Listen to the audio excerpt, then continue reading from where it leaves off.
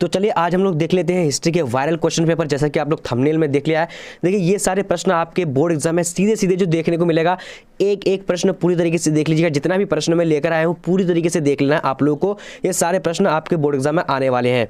तो चलिए इस तरह का आप लोगों को क्वेश्चन पेपर मिलेगा। यहाँ पर क्वेश्चन कोड रहेगा, उसके बाद आपका यानी सेट कोड रहेगा, उसके बाद यहाँ पर देखिए विषय कोड, ठीक है। और यहाँ पर इस तरीके से यानी इंटरमीडिएट 2022 का ये क्वेश्चन पेपर इसी तरह का रहेगा, बिल्कुल रहेगा। और 106 क्वेश्चन रहेगा और फुल मार्क्स 100 मार्क्स का, ये पूरी तरीके से आप लोगों को पता होगा। तो चलिए हम लोग बिना टाइम वेस्ट करते हुए और क्वेश्चन को शुरू करते हैं। अगर आप लोगों को पता है इसका आंसर तो आप लोग फटाफट से जवाब दीजिएगा, अगर नहीं तो फिर मैं आप लोग को बताते जा रहा हूं। तो सबसे पहला प्रश्न हमारा क्या बोला जा रहा है कि पुराणों की संख्या कितनी है। तो आप लोगों को इनमें से किसी को पता है तो यहाँ पर राइट आंसर क्या होगा, तो पुराणों की संख्या 18 है, ठीक है। करेक्ट आंसर क्या होगा, तो बी नंबर होगा। अब देखेंगे अगला प्रश्न क्या बोला जा रहा है, कह रहा है कि जनपद का शाब्दिक अर्थ है। तो जनपद का शाब्दिक अर्थ क्या होता है, फटाफट से बोलेगा। तो दूसरा नंबर का यहाँ पर करेक्ट आंसर जो हो जाएगा, यानी जहां लोग अपना घर बनाते हैं, क्या होगा, जहां लोग अपना घर बनाते हैं वहां पर जनपद कहा जाता है, ठीक है। चलिए अब देखते हैं अगला प्रश्न क्या बोला जा रहा है, कह रहा है कि तक्षशिला विश्वविद्यालय कहाँ स्थित है। तो तक्ष विश्वविद्यालय जो स्थित था ये कहाँ पर था, तो इसका करेक्ट आंसर पाकिस्तान, यानी ये पाकिस्तान पंजाब के पाकिस्तान में है, ठीक है। चलिए अब देखिए अगला प्रश्न देखते हैं क्या बोला जा रहा है, कह रहा है कि ये पूर्व में अभी जो वर्तमान में है ये पाकिस्तान में, ठीक है।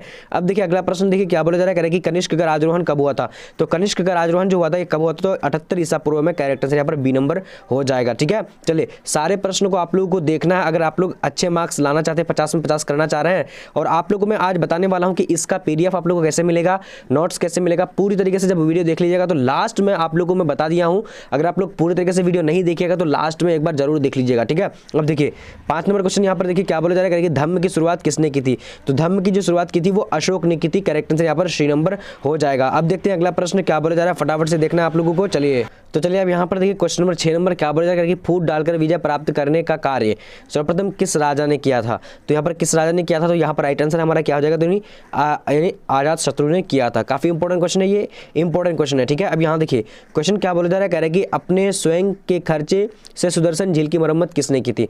काफी इंपॉर्टेंट क्वेश्चन है, ये पूरी तरीके से आप लोग ध्यान रखिएगा। तो ये इंपॉर्टेंट क्वेश्चन है, ठीक है। तो यहाँ पर राइट आंसर क्या, रुद्र दमन। करेक्ट आंसर हो जाए रुद्र दामन, ठीक है।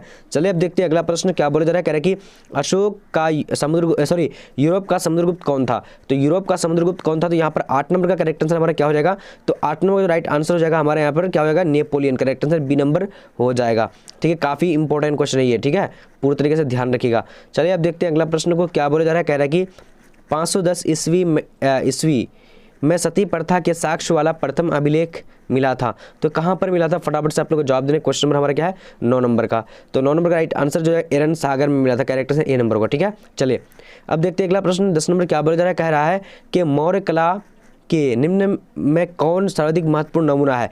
तो मौर्य कला के जो यानी सर्वाधिक जो नमूना है महत्वपूर्ण, तो कौन सा होगा यहाँ पर राइट आंसर, तो स्तूप, स्तंभ। करेक्ट आंसर हो जाएगा, नहीं क्या है, स्तंभ। करेक्ट आंसर डी नंबर हो जाएगा, ठीक है। चलिए अब देखेंगे अगला प्रश्न क्या बोला जा रहा है, कह रहा है कि गुप्त काल में चीनी यात्री भारत आया था। तो कौन भारत आया था, फटाफट से बोलेगा। तो यहाँ पर 11 का करेक्ट आंसर क्या, फैयान आया था, ठीक है।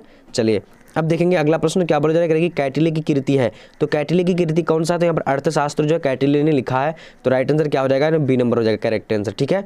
चलिए अब देखते हैं अगला प्रश्न क्या बोला जा रहा है, कह रहा है कि पाटलिपुत्र की स्थापना किसने की थी।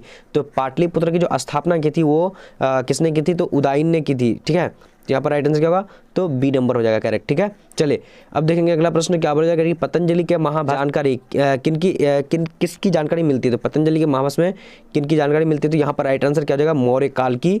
तो इनमें से सभी करेगा, यानी मौर्य काल की जानकारी मिलती है, ठीक है। चलिए अब देखते हैं 15 नंबर क्वेश्चन क्या बोला जा रहा है, कह रहा है कि एलोरा में कैलाश मंदिर को किस राजवंश ने निर्मित किया था। तो काफी इंपॉर्टेंट क्वेश्चन है। तो 15 नंबर का जो राइट आंसर हमारा क्या होगा, तो D number Rashtrakuta. Correct answer हो जाएगा, ठीक है। चलिए अब देखते हैं अगला प्रश्न क्या बोला जा रहा है, कह रहा है कि बौद्ध के गृह त्याग की घटना क्या कहलाती है। तो क्या कहलाती है, तो यहाँ पर जो हमारा राइट आंसर होगा 16 नंबर का, 16 का राइट आंसर डी नंबर यानी महाभिनिष्क्रमण। करेक्ट आंसर हो जाएगा, ठीक है। चलिए अब देखेंगे अगला प्रश्न क्या बोला जा रहा है, कह रहा है कि मौर्य काल में ब्रह्मदेव क्या था। तो मौर्य काल में ब्रह्मदेव क्या होता था, तो इसका करेक्ट आंसर क्या हो जाएगा, 17 नंबर का। तो 17 का राइट आंसर सी नंबर यानी भूमिदान, ठीक है। चलिए अब देखिए अगला प्रश्न को देखते हैं क्या बोला जा रहा है, कह रहा है कि किसके काल में बौद्ध धर्म का विभाजन हीनयान और महायान में हुआ था। तो यहाँ पर 18 का करेक्ट आंसर क्या होगा, बी नंबर कनिष्क काल में हुआ था। काफी इंपॉर्टेंट है, अगर जो भी देख लेंगे पूरी तरीके से वीडियो को, यानी 130 क्वेश्चन को मैं लेकर आया हूं, पूरी तरीके से जो देख लीजिएगा तो उसको 20 से 25 प्रश्न हल हो जाएगा एग्जाम में। अब यहाँ देखिए क्या बोला जा रहा है, 19 नंबर का मौर्य वंश की राजधानी कहां थी, तो 19 नंबर का यहाँ पर करेक्ट आंसर क्या होगा, बी नंबर नहीं, मौर्य वंश की राजधानी कहां थी, तो पाटलिपुत्र। ठीक है, चलिए अब देखिए अगला प्रश्न क्या बोला करेगी, मौर्य काल में टकसाल का प्रधान कौन होता था, तो यहाँ पर 20 नंबर का करेक्ट आंसर क्या होगा, तो श्री नंबर मुद्रा अध्यक्ष। तो देखिए लक्षण अध्यक्ष अगर आप लोग का रहेगा तो लक्षण अध्यक्ष हो जाएगा, बट यहाँ पर तो है नहीं, तो लक्षण अध्यक्ष होता है। ठीक है, चलिए अब देखिए अगला प्रश्न क्या बोला, 21 नंबर कह रहा है कि इनमें से कौन बुद्ध के प्रिय शिष्य थे, तो 21 नंबर का यहाँ पर करेक्ट आंसर क्या होगा, जल्दी से बोलने आप लोग को, तो यानी डी नंबर क्या होगा, आनंद करेक्ट आंसर हो जाएगा। ठीक है, चलिए अब देखते हैं अगला प्रश्न 22 नंबर क्या बोला जा रहा है, कह रहा है कि कलिंग राज्य की राजधानी कहां थी, तो यहां पर राइट आंसर क्या होगा, Orissa, correct answer C number हो जाएगा।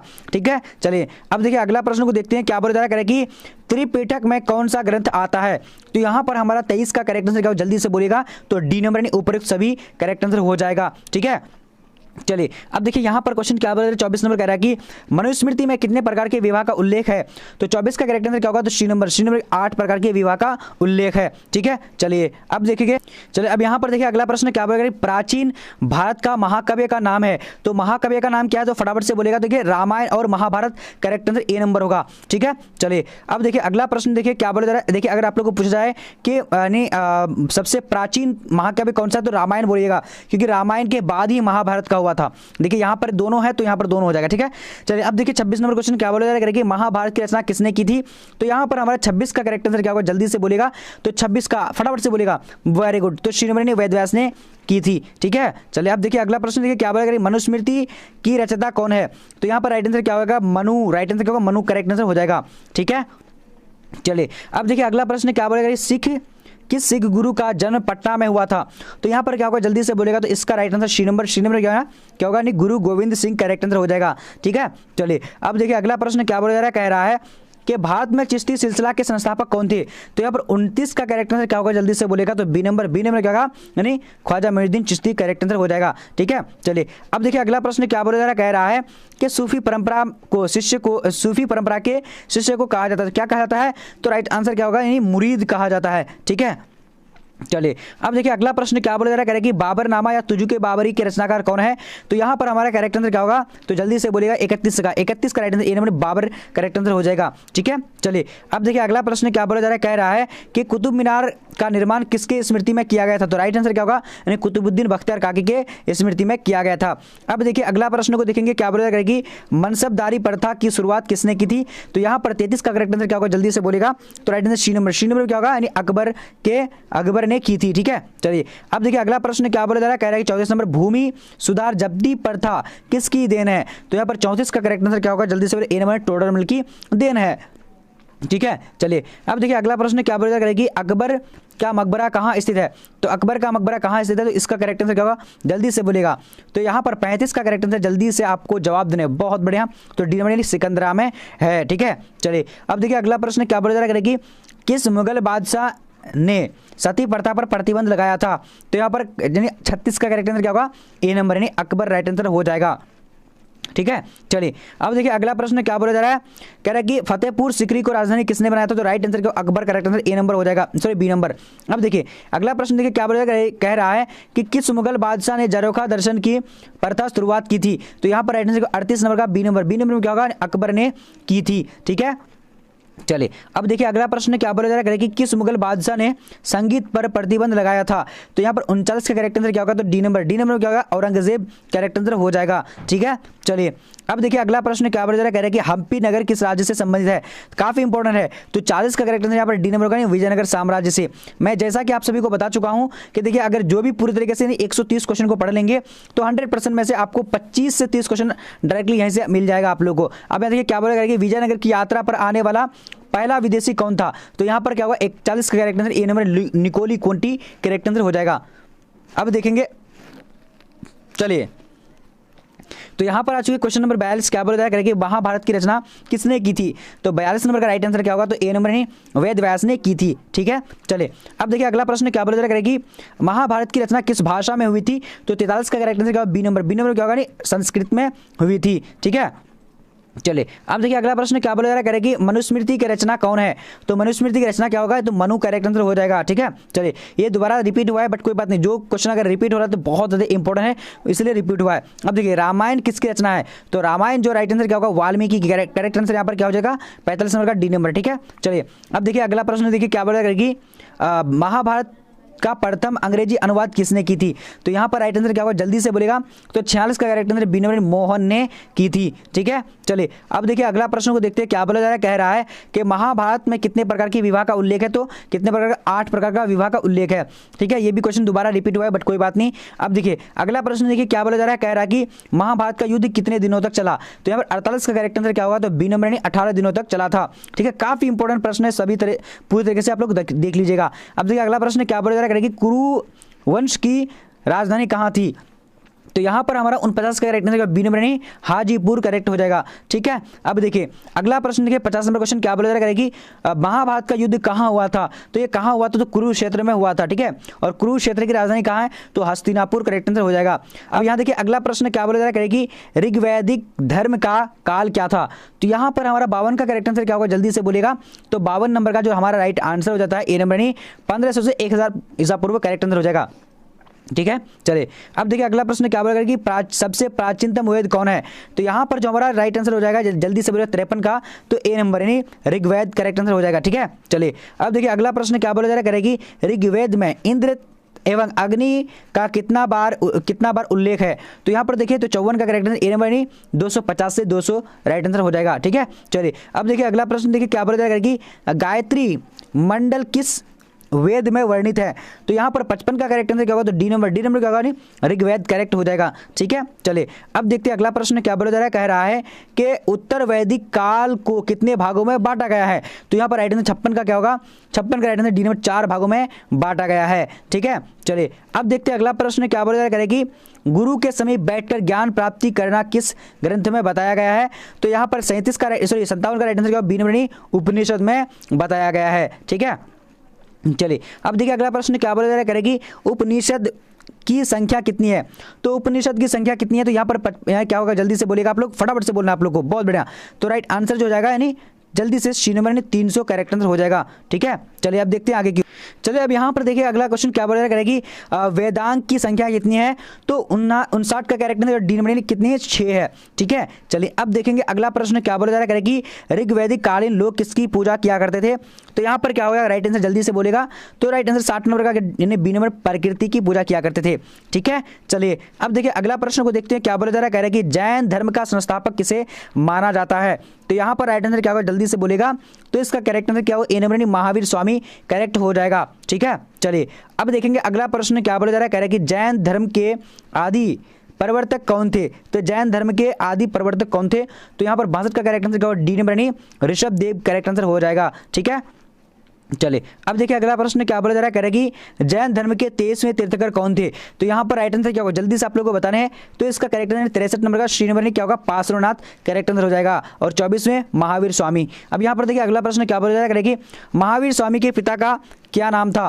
तो यहाँ पर राइट आंसर क्या होगा? जल्दी से बोलेगा। तो 64 क्या होगा? यहाँ पर जल्दी से बताने 64 नंबर का। तो ए नंबर क्या है? सिद्धार्थ यानी क्या होगा? जल्दी से बोलना आप लोग को इसका करेक्ट आंसर। चलिए तो इसका राइट आंसर ए नंबर हो जाता है। ठीक है, चलिए अब देखिए अगला प्रश्न को देखते हैं क्या बोला जाएगा कि महावीर स्वामी के माता का नाम क्या था? तो माता का नाम क्या था? त्रिशला देवी। राइट आंसर क्या? ए नंबर करेक्ट हो जाएगा। ठीक है, 65 नंबर का। अब देखिए अगला प्रश्न को देखते हैं क्या बोला जाएगा कि महावीर का जन्म हुआ था तो कहाँ पर हुआ था? तो यहाँ पर जो हमारा करेक्ट आंसर होगा 66 नंबर का। जल्दी से आप लोग को बताने बी नंबर नहीं, कुंडल ग्राम में हुआ था। ठीक है, चलिए अब देखिए अगला प्रश्न क्या बोल रहा है, फटाफट से देखिए। कह रहा है कि महावीर स्वामी का जन्म कब हुआ था? तो यहाँ पर राइट आंसर 67 का क्या होगा? जल्दी से बोलिए डी नंबर नहीं, 540 ईसा पूर्व में हुआ था। ठीक है, अब देखिए अगला प्रश्न देखिए क्या बोल रहा है कि महावीर स्वामी की पत्नी का क्या नाम था? तो 68 नंबर का यहाँ पर राइट आंसर क्या होगा? जल्दी से बोलेगा। काफी सारे इंपॉर्टेंट है इसलिए मैं लेकर आया हूँ। तो यशोदा देवी करेक्ट आंसर हो जाएगा। ठीक है, चलिए अब देखिए अगला प्रश्न देखिए क्या बोला जा रहा है। कह रहा है कि जैन धर्म का 24वां तीर्थकर कौन था? तो राइट आंसर यहाँ पर क्या होगा? तो महावीर स्वामी करेक्ट हो जाएगा। ठीक है, अब देखिए अगला प्रश्न क्या बोला जाएगा कि महावीर स्वामी का निधन कहाँ हुआ था। तो महावीर स्वामी का निधन जो हुआ था कहाँ पर हुआ था, तो 70 का यहाँ पर करेक्ट आंसर क्या होगा, जल्दी से बोलेगा। तो इसका ए नंबर में क्या हो जाएगा, यानी क्या है, पावापुरी में हुआ था। ठीक है, चलिए अब देखिए अगला प्रश्न को देखते हैं क्या बोला जाएगा कि जैन धर्म के कितने महारथ थे। तो यहाँ पर राइट आंसर क्या होगा, जल्दी से बोलेगा, महाव्रत। तो यहाँ पर 71 का करेक्ट आंसर सी नंबर 5 महाव्रत थे। ठीक है, चलिए अब देखिए अगला प्रश्न को देखते हैं क्या बोला जाएगा, महावीर स्वामी के त्रिरत्न का क्या नाम था। तो यहाँ पर राइट आंसर क्या होगा, 72 नंबर का, तो डी नंबर नहीं, यानी इनमें से सभी करेक्ट आंसर हो जाएगा। ठीक है, चलिए अब देखिए अगला प्रश्न क्या बोला जाएगा कि दिगंबर एवं श्वेतांबर किस धर्म से संबंधित है। तो यहाँ पर 73 का करेक्ट आंसर क्या होगा, बी नंबर नहीं, जैन धर्म से राइट आंसर हो जाएगा। ठीक है, चलिए अब देखिए अगला प्रश्न क्या बोला जा रहा है, कह रहे हैं कि जैन धर्म को कितने भागों में बांटा गया है। तो यहाँ पर 74 का करेक्ट आंसर क्या होगा, तो डी नंबर क्या होगा, यानी 2 भागों में बांटा गया है। ठीक है, अब देखिए अगला प्रश्न को देखते हैं 75 नंबर क्वेश्चन क्या बोला करेगी, दिगंबर का नेतृत्व किसने किया था।